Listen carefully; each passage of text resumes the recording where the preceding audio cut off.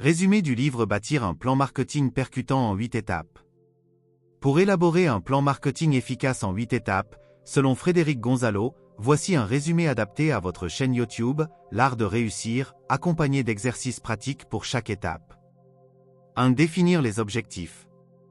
Identifiez clairement ce que vous souhaitez accomplir avec votre chaîne YouTube.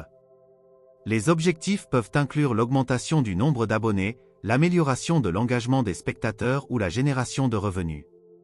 Exercice pratique. Établissez des objectifs spécifiques, mesurables, atteignables, pertinents et temporels, SMART pour votre chaîne. Par exemple, atteindre 10 000 abonnés d'ici la fin de l'année. 2. Identifier les marchés et publics cibles. Déterminez qui est votre audience idéale. Pour une chaîne dédiée à l'art de réussir, cela pourrait être des entrepreneurs, des professionnels en développement personnel ou des étudiants en quête de succès. Exercice pratique. Créez des personas détaillés de vos spectateurs types en incluant des informations démographiques, leurs centres d'intérêt et leurs défis personnels.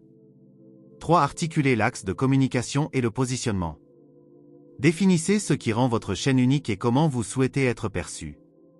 Votre positionnement pourrait être celui d'un mentor accessible offrant des conseils pratiques pour réussir dans divers domaines.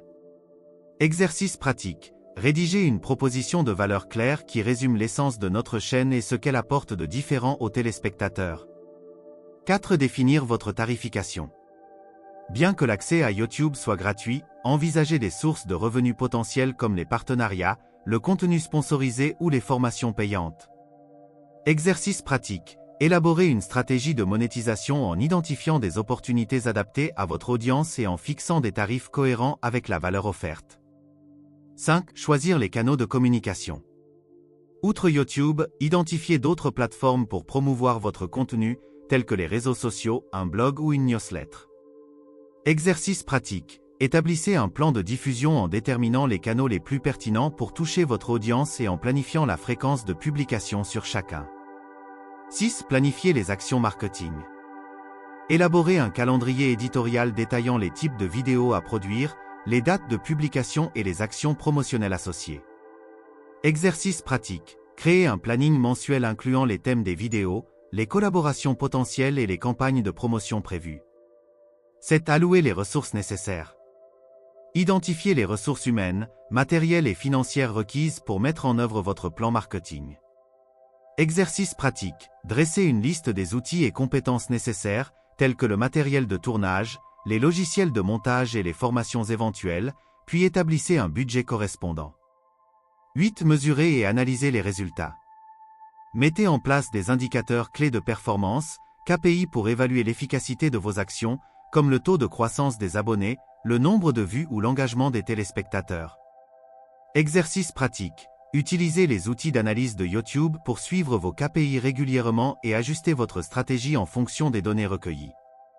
Un KPI, ou Key Performance Indicator, indicateur clé de performance en français, est une mesure utilisée pour évaluer l'efficacité d'une action ou d'une stratégie par rapport à des objectifs définis.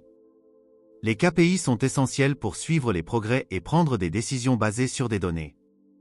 Exemple de KPI. Dans le contexte de notre chaîne YouTube, L'Art de réussir, voici quelques KPI pertinents. Performance globale de la chaîne.